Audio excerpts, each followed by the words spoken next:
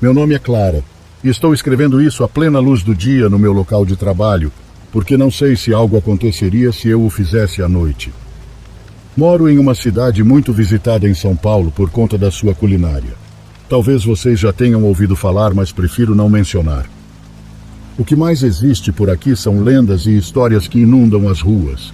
Todo mundo tem uma história para contar e, desta vez, vou compartilhar a minha. Trabalho em uma repartição pública. Não vou dizer qual para evitar problemas com a instituição, mas os escritórios foram montados em uma casa adaptada. A casa é muito antiga, com paredes rachadas, o teto está desmoronando, as portas e janelas estão um pouco enferrujadas e os móveis também são bem antigos, o que dá ao local uma aparência sombria. Durante o dia você vê pessoas indo e vindo, mas esse não é o problema. O problema começa quando chega a noite. Neste trabalho, há plantões em que uma equipe de 2 ou 3 pessoas fica disponível 24 horas por dia, de segunda a sábado, para atender qualquer solicitação. Um dia fui informada de que teria que cobrir o horário das 13 às 19 horas, então tive que ir sozinha ao meu trabalho para fazer uma atualização no sistema. Enquanto me apressava para terminar logo e poder ir para casa, comecei a ouvir uma criança cantarolando. Então decidi sair do meu escritório para ver de onde vinha o som, mas tudo estava fechado. Apenas o corredor estava iluminado pela luz do meu escritório. Continuei trabalhando, quando ouvi claramente alguém correndo pela rampa de deficientes, que é de metal e faz muito barulho quando alguém passa por ela.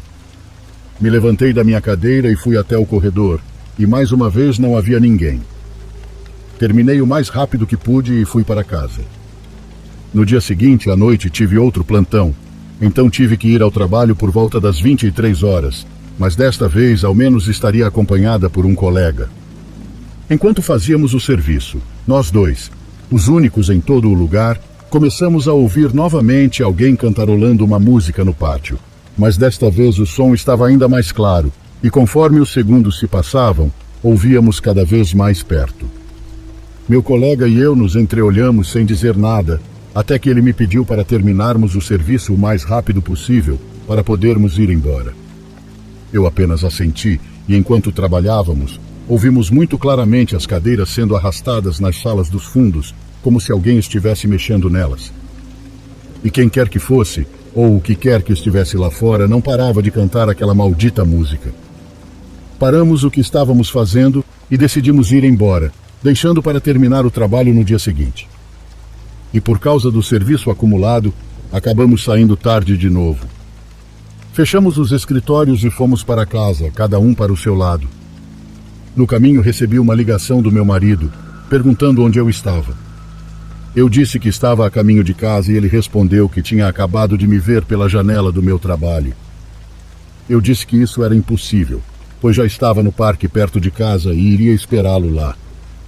Quando ele me encontrou, contou que foi até meu trabalho e viu a porta fechada, mas as luzes estavam acesas. Ele entrou e bateu na porta. Disse que viu alguém espiar pela janela, que abriram e fecharam a cortina e depois apagaram as luzes de dentro. Ele bateu de novo e ouviu uma risada do outro lado da porta. Foi aí que decidiu me ligar e sair de lá. Eu disse a ele que tínhamos apagado as luzes e fechado tudo, que era impossível alguém ainda estar lá. Até hoje tentamos nunca estar sozinhos quando temos que trabalhar à noite, porque realmente não sabemos quem ou o que é essa entidade que nos atormenta, que às vezes soa como uma criança, mas outras vezes como algo muito mais sinistro.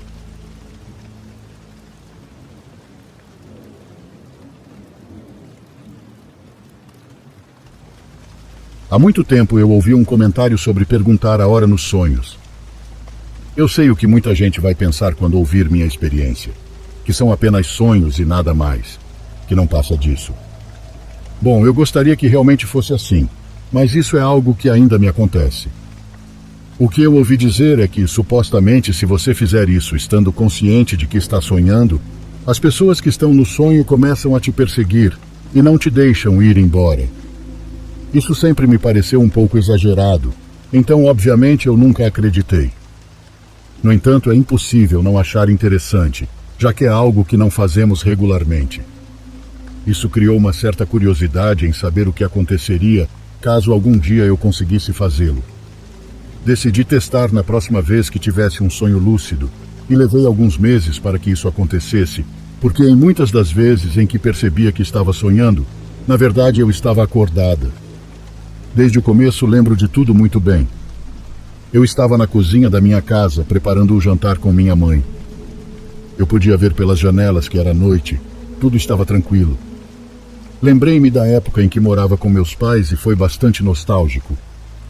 Demorei a perceber que estava sonhando, mas quando me dei conta, olhei para o relógio do micro-ondas. No entanto, ele estava embaçado. As luzes estavam acesas, mas os números não eram visíveis. De resto, eu via tudo com clareza. Então tentei pegar meu celular, mas não o encontrei. Procurei no bolso da calça, mas não estava lá. Por fim, decidi perguntar à minha mãe. Ela estava tirando algo do forno e, com as luvas de cozinha, segurando uma bandeja quente, olhou para mim e perguntou: "Para que você quer saber isso?" Achei a reação dela muito estranha. Fiquei olhando para ela sem conseguir reagir. Quando tentei, tudo ficou como em pausa. Parece estranho, eu sei, mas foi assim que aconteceu. O ambiente, minha mãe, os sons do exterior, tudo ficou imóvel. Foi então que eu quis acordar, mas não consegui. Então ouvi de novo a voz da minha mãe perguntando: "O que foi, filha? Você está bem?" Queria responder, mas as palavras não saíam da minha boca. Vale esclarecer que a cena continuava a mesma, imobilizada, e ainda assim eu conseguia ouvir a voz dela. Ela também não se movia. Senti muito medo, principalmente quando de repente tudo começou a se desfigurar, a se distorcer. Continuei ouvindo minha mãe perguntar repetidamente: "O que foi, filha? Você está bem?" Eu não conseguia sair do sonho, mas depois de uma eternidade finalmente acordei, gritando, completamente agitada. Já acordada, meu coração batia a 1000 por hora. Eu me belisquei para ter certeza de que estava de volta no meu quarto, acordada, e estava. Aos poucos, meu ritmo cardíaco foi voltando ao normal. Demorei para pegar no sono de novo, tentando pensar que foi só um sonho e nada mais. Acabei dormindo mais tarde, mas não sonhei com nada. Fiquei assim por pelo menos mais um mês, sem sonhar com nada. Eu simplesmente dormia e acordava no dia seguinte, o que pelo menos para mim não é comum. Sou uma pessoa que sonha muito, não todas as noites, mas na maioria delas. Após esses dias estranhos, a cena que causou o problema se repetiu, e foi assim que eu a tinha na cabeça. Mais uma vez, era noite, minha mãe e eu estávamos cozinhando exatamente como da primeira vez. Dessa vez decidi não perguntar nada. Quis continuar normalmente, achando que tudo se resolveria, que nada aconteceria. No entanto, quando minha mãe tirou a comida do forno, ela novamente me perguntou a mesma coisa, sem que eu tivesse dito nada. "O que foi, filha? Você está bem?" E novamente tudo no sonho começou a se distorcer. A pergunta dela se repetia enquanto tudo ficava travado, como quando uma fita VHS está com defeito. Eu estava muito assustada porque dessa vez eu não tinha feito nada. Simplesmente deixei as coisas seguirem o curso na medida do possível. Afinal, era um sonho. De repente toda a cozinha ficou escura e eu acordei. Fiz o que pude para me acalmar e voltei a dormir pensando a mesma coisa. Foi só um sonho e pronto. Mas a partir daquela noite, aquele sonho estranho se repetiu desde então. Eu diria que agora sonho com isso uma vez por semana. Sempre que durmo e acordo, venho do mesmo sonho, do mesmo cenário, da mesma situação. Sempre é minha mãe tirando algo do forno, me perguntando a mesma coisa repetidamente. Então tudo se distorce e eu acordo, embora às vezes eu demore a acordar. Eu não sonhei com mais nada além disso. Não durmo bem por causa disso. Acordo sempre sobressaltada, acelerada, e a cada vez vejo minha mãe no sonho mais e mais distorcida, quase não consigo reconhecê-la. Sinto como se algo tivesse se quebrado aos poucos nos meus sonhos. Eu sei.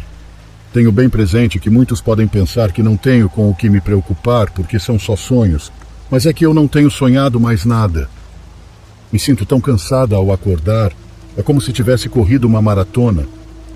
Tenho procurado em grupos por aqui e ali na internet, mas não encontro nada que explique isso.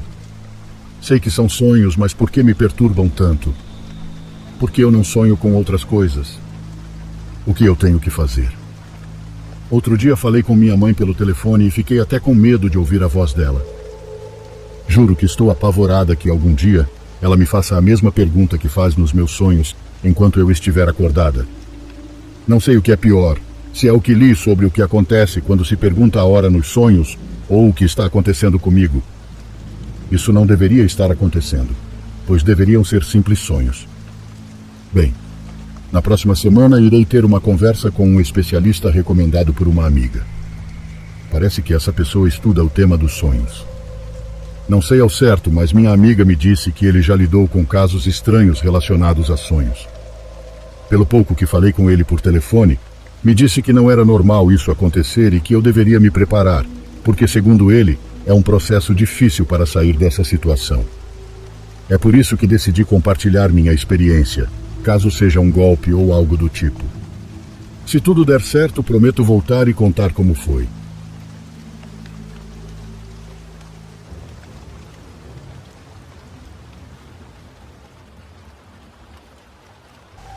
Isso foi no ano passado, acho que em algum momento de novembro.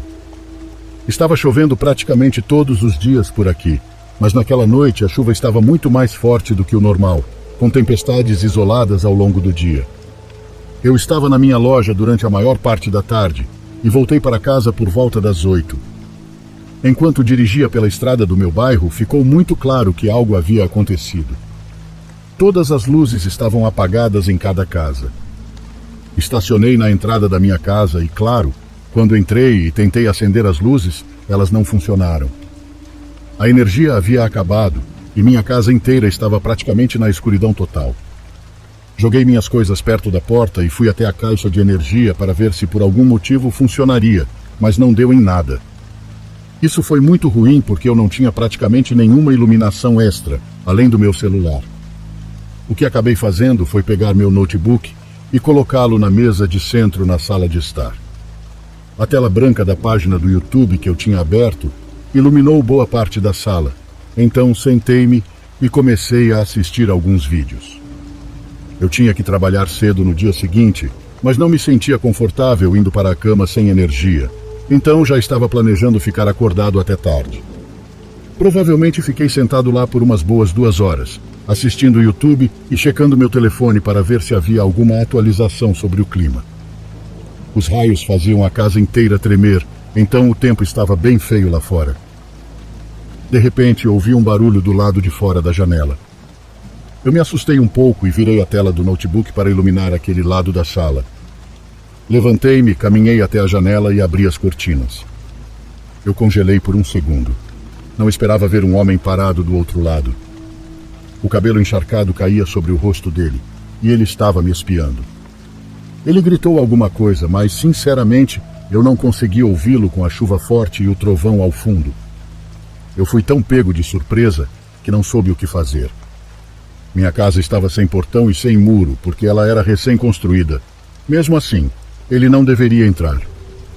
Fiquei um pouco assustado, então simplesmente fechei as cortinas. Me senti meio mal por isso. Mas por que ele estava lá fora batendo na minha janela, afinal? Eu o ouvi bater na janela mais algumas vezes. Depois tudo ficou quieto. Imaginei que ele tinha desistido ou ido para outra casa. Então virei meu notebook de volta para mim e continuei assistindo o YouTube. A tempestade continuou forte a noite toda. Eu devo ter ficado acordado por mais 1 hora, mas meus olhos começaram a ficar muito pesados e simplesmente não consegui mais resistir. Deitei no sofá e acabei adormecendo. Acordei com um estrondo alto. Não sabia se era um raio ou o quê, mas imediatamente me levantei do sofá com o coração na boca. A energia ainda estava desligada e a casa inteira ainda estava na escuridão total. Liguei a luz do celular e olhei ao redor, e foi quando ouvi algo vindo do fundo da casa. Meu coração estava disparado enquanto eu caminhava para o outro cômodo. Quando apontei a luz para o final da casa, vi vários pedaços grandes de vidro no chão, refletindo a luz de volta para mim. Então vi que a janela mais próxima estava completamente estilhaçada com a chuva entrando na casa e as cortinas balançando freneticamente ao vento. Depois de 2 segundos, a apenas alguns metros dali, vi um ombro saindo de trás da parede. Meu corpo inteiro tremeu quando vi aquilo e instantaneamente me virei e corri para a porta da frente. Corri pela chuva, ficando encharcado por completo, até chegar à casa do meu vizinho. Fiquei embaixo da cobertura e liguei para a polícia. Não é surpresa que o homem não estivesse lá quando a polícia chegou. Embora eu não tenha conseguido vê-lo direito dentro da minha casa, eu tinha 100% de certeza que era o mesmo cara de mais cedo, então dei a eles essa descrição. Curiosamente, ou talvez nem tanto, houve mais 2 tentativas de invasão naquela noite, além de vários outros relatos de comportamentos estranhos do lado de fora das casas. Eu fui o único azarado o suficiente para ter minha casa realmente invadida, mas ninguém sabe o que ele estava tentando fazer, e parece que nunca vamos saber. Desde então, ele nunca mais foi visto dentro ou ao redor do nosso bairro.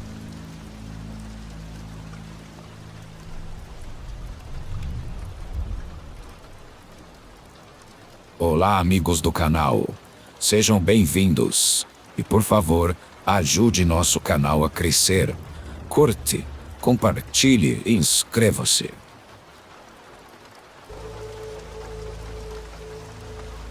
Tenho uma história que não consigo encontrar explicação e gostaria de compartilhar com vocês. Para contextualizar, devo dizer que minha avó não foi criada por sua mãe biológica. Margarida, sua tia, cuidou dela desde que era muito pequena, aproximadamente com 1 ano de idade, e é quem nós chamamos de bisavó. Minha avó ficou aos cuidados dessa mulher, que é uma pessoa bastante complicada, muito reservada. Em sua casa, seu quarto estava sempre fechado às 7 chaves. Eu não me sinto confortável perto dela. No entanto, para minha avó, Margarida sempre foi uma figura materna e até hoje ainda é. Quando criança, muitas vezes a encontrei rezando em voz baixa, como se não quisesse que ninguém entendesse as palavras que saíam de sua boca. Suspeito. Sempre suspeitei que ela nunca rezou ao Deus da religião católica. Na juventude, ela foi a mulher mais bonita da colônia. Com medidas perfeitas, pernas grossas, cintura fina e um rosto definido. Sempre teve muitos pretendentes aos seus pés. Os homens mais ricos da região a procuravam, mandavam presentes e até pediam sua mão. No entanto, ela não dava atenção a nenhum deles. Nenhum parecia suficientemente bom, e ela decidiu não se casar. Eram seus irmãos que cuidavam das suas necessidades econômicas. Apesar de despistar os ricos, ela era uma pessoa que gostava de luxos. Gastava o dinheiro que recebia comprando perfumes importados e vestidos caros. Nunca lhe negaram nada, mas ela sempre desejou ter mais. Toda a sua vida foi um ser humano desagradável, cheio de rancor e até tendia a ser cruel. Tinha o talento de ferir as pessoas onde mais doía, especialmente Rosa, uma de suas irmãs, a quem desprezava por ter o tom de pele mais escuro da família. Naquela época, corria o rumor de que Rosa praticava magia negra. Diziam que ela fazia adivinhações, amarrações e outros trabalhos sob encomenda para familiares, amigos e conhecidos. Antigamente, aqueles que por alguma razão sentiam-se propensos a receber feitiços de magia negra mandavam selar a alma, para que nada pudesse afetá-los. Segundo a crença, com isso, as pessoas evitavam morrer facilmente por causa da bruxaria. Dizem que, quando jovem, minha bisavó selou a alma para não ser afetada por nenhum trabalho de magia negra, como se tivesse medo de sua irmã Rosa. Durante anos, ela foi muito afortunada. Sempre teve um bom lugar para viver e nunca lhe faltou absolutamente nada, embora nunca tivesse trabalhado para isso. Até há mais ou menos 3 anos, minha bisavó era uma pessoa independente. Morava sozinha e, apesar da idade, conseguia realizar todas as suas atividades cotidianas sem precisar da ajuda de ninguém. Sua doença não foi progressiva. Da noite para o dia, sua vida mudou completamente e tivemos que levá-la ao hospital. Por causa de sua idade, os médicos nos pediram para não deixá-la sozinha e garantir que sempre tivesse alguém com ela. Os membros da família começaram a se revezar para cuidar dela. No hospital, minha bisavó dividia o quarto com outras 5 pacientes geriátricas, e ela era a mais velha de todas. Atualmente tem 102 anos. Um dia, a saúde de minha bisavó piorou e até pensamos que ela não sobreviveria.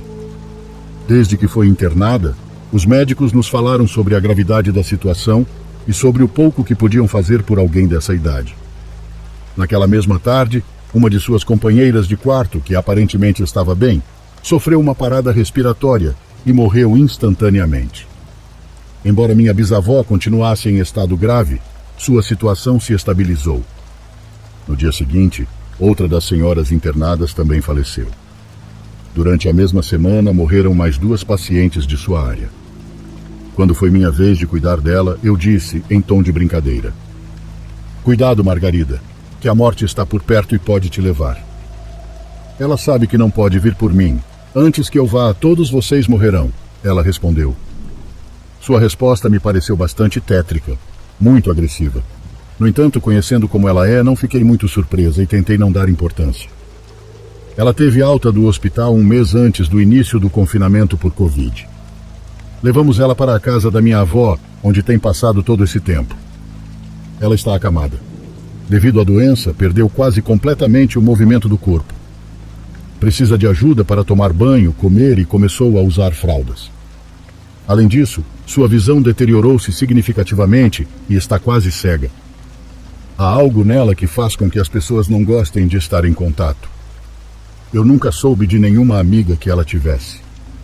Quando ficou doente, ninguém fora da família foi ao hospital ou se aproximou para perguntar como ela estava. Recentemente, um membro da família que não víamos desde a pandemia nos visitou. Ele estava na sala de jantar falando ao telefone quando olhou para o quarto da bisavó e a viu em pé ao lado da cama.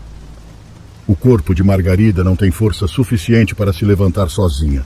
Ela nem consegue sentar-se na cama sem a ajuda de outros. Então esse familiar foi ver se ela precisava de ajuda, mas quando chegou ao quarto, a encontrou deitada, dormindo. Há alguns meses fui visitar minha avó.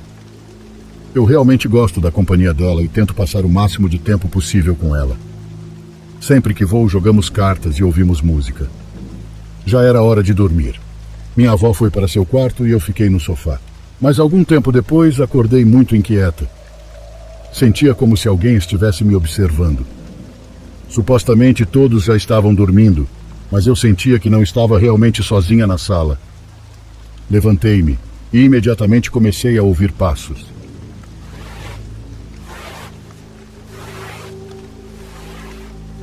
Os passos soavam como os da minha bisavó. Ela anda de uma maneira muito peculiar, sempre arrastando as pantufas. Fiquei tão assustada ao ouvi-la que comecei a rezar até voltar a adormecer.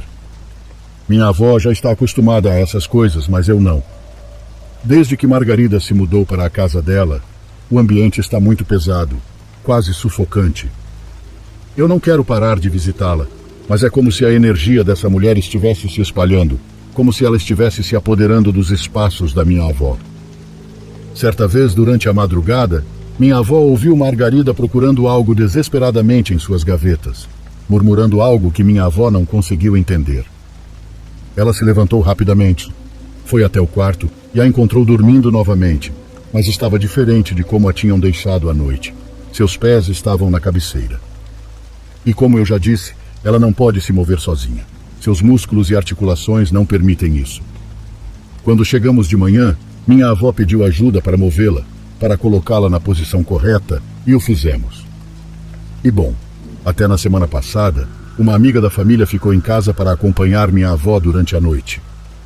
Elas nos contaram que foram acordadas pelo som de batidas desesperadas na porta, como se alguém estivesse pedindo, por favor, que as deixassem entrar. Elas olharam a hora e eram 3 e pouco da manhã. Minha avó se aproximou da janela, mas não havia ninguém. Poucos minutos depois, Margarida começou a gritar: me ajudem, estou morrendo." Minha avó e sua amiga levantaram-se para ajudá-la e com muito esforço conseguiram acalmá-la. No dia seguinte, fomos informados de que uma das vizinhas havia morrido. Sempre é outra pessoa que morre. É como se a morte estivesse procurando minha bisavó, mas por mais que tente, não consegue levá-la. Escrevo porque me parece muito estranho o que acontece com ela. É algo que ninguém conseguiu explicar.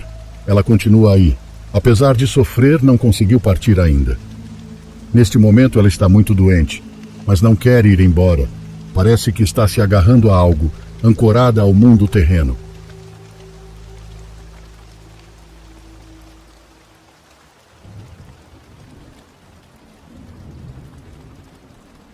Meu avô sempre foi um homem muito mulherengo. Minha mãe tem vários meios-irmãos espalhados tanto no nosso vilarejo quanto nos vizinhos. Ele nunca foi um homem muito correto, e isso não apenas com relação a mulheres, mas também porque gostava de apostas e jogos de azar. Nos vilarejos, a única lei que se obedece é a do olho por olho e dente por dente. Lembro-me que eu tinha 9 anos quando meu avô foi a um dos poucos bar que temos. Lá ele encontrou o marido de uma de suas amantes e começou uma briga com facões.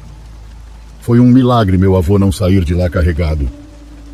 No entanto, ele teve que se esconder na floresta por um mês inteiro, até que o homem se acalmasse.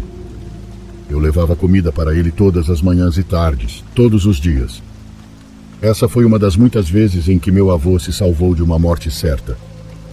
No entanto, a sorte de todos um dia acaba, e como diz o ditado, o peixe morre pela boca. As mulheres sempre foram sua fraqueza, mas meu avô sabia que elas são caras, e para mantê-las felizes, era preciso presenteá-las e levá-las para passear. Por isso, embora mulherengo, ele também era um homem trabalhador. Graças a Deus, uma de suas terras era muito fértil e produzia bem a cada ano.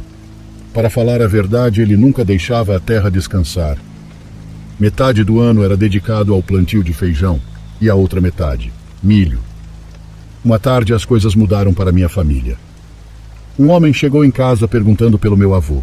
Tanto minha mãe quanto eu achamos que se tratava de mais um problema amoroso, mas na verdade, esse homem veio fazer negócios. Ele tinha um terreno perto de um grande rio chamado Rio Seco. Não porque não tivesse água, mas porque dizem que houve uma época em que o rio secou por 3 anos completos. Um dia, a água voltou como uma espécie de milagre, e desde então praticamente nunca mais faltou. Quando meu avô ouviu a proposta, ele achou uma boa ideia. Ter terra perto de um rio é uma bênção, pois as plantações nunca sofrerão com a seca. O homem deu um preço para o meu avô. Quando meu avô perguntou por que ele estava vendendo tão barato, o homem respondeu: "Minha esposa está cansada da vida no campo. Vamos deixar tudo e nos mudar para viver com a sogra na cidade. A única coisa que vamos deixar aqui é a casa, caso um dia voltarmos." Segundo meu avô, apenas um homem muito tolo teria deixado passar essa oportunidade. Ele pegou um pouco de suas economias e fechou o negócio. Deu metade do valor pedido e pagaria o restante com os lucros das colheitas.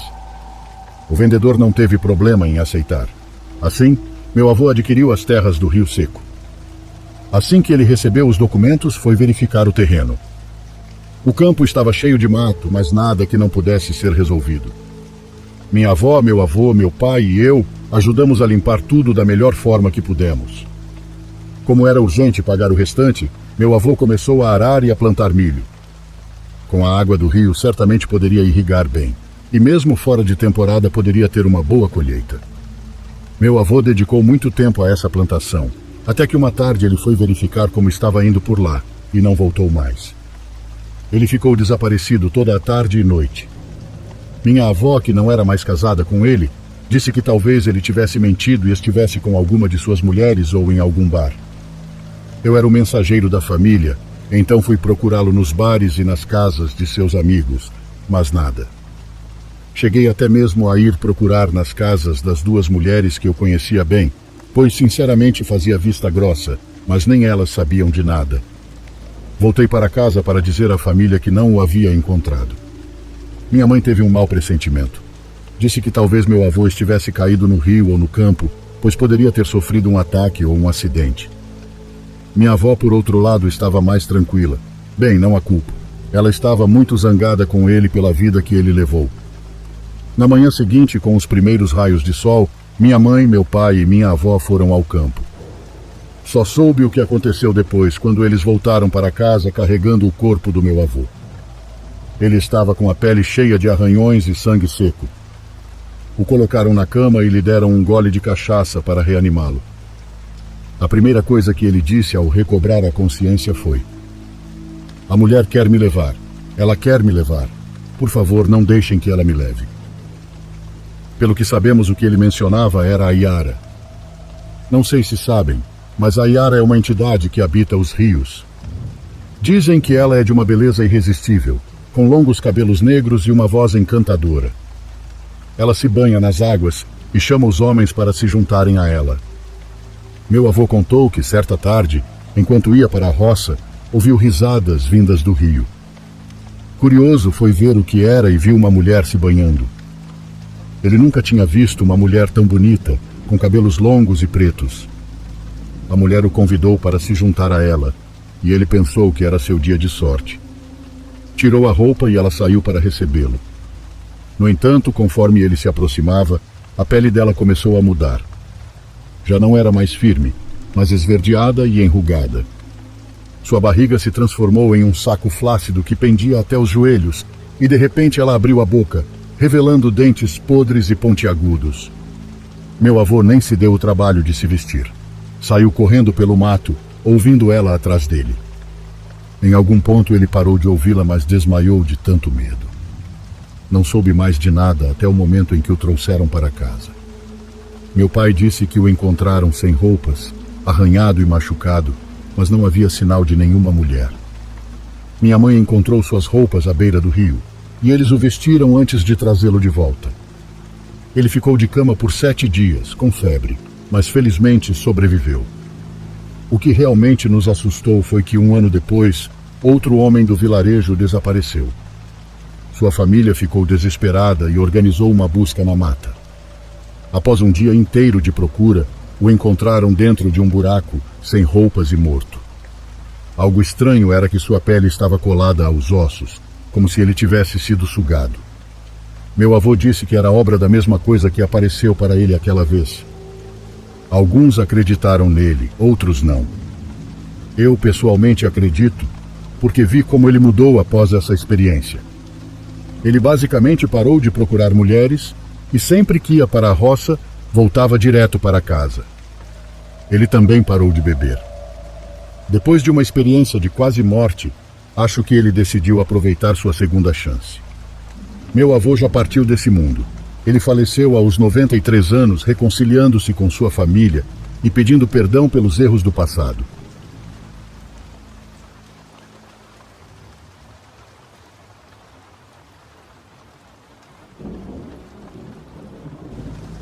Para ser sincero, não tenho certeza se minha história se qualifica como um relato assustador. Talvez eu só esteja compartilhando para... não sei. Poder conversar sobre isso com alguém. Enfim, isso aconteceu há alguns anos, na época em que eu ainda visitava meu pai no vilarejo São Luís, onde ele mora. Para quem não é do México, preciso explicar que a cidade cresceu tanto que, aos poucos, estamos invadindo os morros que antes ficavam na periferia. Naqueles dias, a casa do meu pai ainda ficava longe do centro do vilarejo. Em uma ocasião, a caminho da casa dele e devido ao tráfego intenso, decidi descer do ônibus uns 15 minutos antes do final do percurso e caminhar por aquelas ruas. Queria economizar um pouco de tempo e também conhecer um pouco mais. Afinal, para chegar à casa dele, ainda tinha que caminhar uns 5 minutos por uma estrada de terra, atravessar um pequeno trecho de uma encosta e passar por um matadouro que havia sido abandonado há algum tempo.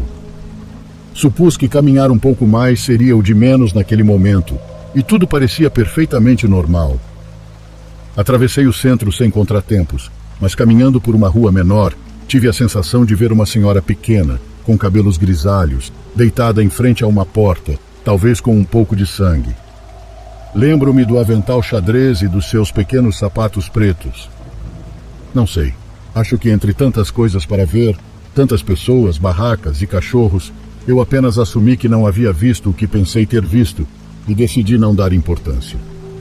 Só que sem perceber, aquela imagem que devo ter visto por menos de um segundo ficou gravada na minha mente, borrada, mas presente, como algum tipo de imagem subliminar. Enfim, cheguei à casa do meu pai e tudo transcorreu da maneira mais normal possível. Comemos, conversamos, fiz uma faxina na casa e continuamos conversando até que, Como acontece com frequência, os assuntos acabaram. A casa não era muito grande, mas tinha vários quartos e um porão que também era dividido em cômodos, o que tornava difícil saber quem estava em cada lugar. Alguns diriam que tinha uma péssima distribuição, e isso é verdade. Para ir a um dos 2 banheiros, era necessário atravessar um pouco o quintal, que não tinha telhado. É para ver as estrelas, meu pai dizia quando eu perguntava sobre o motivo daquele trajeto. Peço desculpas por tantos detalhes, mas acho que é importante para explicar o que aconteceu naquela noite. Ao dormir, lembro vagamente de sentir uma vontade enorme de ir ao banheiro, o que era estranho, pois naquela época minha única preocupação era justamente não sair de casa à noite. Talvez fosse pelo barulho que o vento fazia nas árvores do morro, ou porque era fácil que qualquer animal entrasse naquele quintal, mas eu já não aguentava mais, então saí. A noite estava fria e a lua iluminava completamente o quintal. Lembro que não havia neblina, o que era raro naquela área e naquele horário. Não fui ao banheiro. Toda vez que me lembro disso, parece ainda mais estranho. Saí do quarto, atravessei o quintal, passei direto pelo banheiro, abri a porta da rua e atravessei para o outro lado. De frente para a casa não havia vizinhos. No lugar, havia 3 degraus feitos de forma natural, ou seja, de terra. E depois começava um terreno baldio, completamente vazio, sem lixo ou muros. Subi aqueles 3 degraus e comecei a caminhar em direção às árvores, que estavam a uns 100 metros de distância. Não lembro de sentir frio ou de saber o que estava fazendo, mas me lembro de estar presente, querendo caminhar. Ninguém me obrigava e eu não ouvia nenhuma voz. Na verdade, não ouvia nada. Gostaria que tivesse sido um sonho, mas posso jurar que não era. Meu tio, que mora a apenas 2 casas do meu pai, me segurou pelo ombro e me puxou, me repreendendo. Acho que ele disse algo como: "Não fode, cara, você também?" Ele tem um pequeno negócio, mas também trabalha como zelador. Não sei exatamente qual é o seu papel, ou como essa função é organizada, mas lá estava ele. Não quis perguntar por que ele estava lá fora naquele horário, ou o que eu estava fazendo. Também não quis saber, apenas agradeço por ele estar lá. Depois disso, e após alguns minutos dos quais não me lembro, acordei e minhas primas estavam me limpando. Um pouco acima do meu ombro direito, quase no pescoço, havia um corte de uns 6 centímetros de comprimento, não muito profundo. Eu estava sentado com uma bandagem e um pano com gelo na mão esquerda, que doía muito, como se estivesse com uma luxação. Nem meu tio nem meu pai estavam lá, só minhas primas e minha tia. Elas não pareciam preocupadas, exceto minha prima mais nova. Ela era a que mais se esforçava para que eu me sentisse bem. Falava quase chorando, perguntava como eu estava e o que eu lembrava, como se fosse a única que realmente se importava com o que havia acontecido. Pouco depois, meu pai e meu tio chegaram. Era quase 4 da manhã. Tenho certeza de que não havia passado mais de 1 hora. Não falaram muito sobre o assunto. Apenas me disseram para dormir ali mesmo, na casa do meu tio. Não quis que me perguntassem mais sobre aquele episódio e acho que todos respeitaram minha decisão. A única mudança foi que desde então, quando eu dormia na casa do meu pai, dormíamos no mesmo quarto. De alguma forma, me acostumei a não pensar mais nisso. Mas há algumas semanas minha prima, a mais nova, entrou em contato para me contar que em várias noites encontrou suas 2 filhas pequenas tentando abrir a porta, tentando sair para a rua às 3 da manhã. Estou escrevendo isso sem que nada tenha acontecido ainda a elas, ou a mim, mas recentemente comecei a ler esse tipo de conteúdo. E, não sei, sinto que talvez haja alguém passando pela mesma coisa, que possa comentar algo que ajude a acalmar os nervos. No fundo, talvez sejamos apenas pessoas sonâmbulas. Só é isso e nada mais.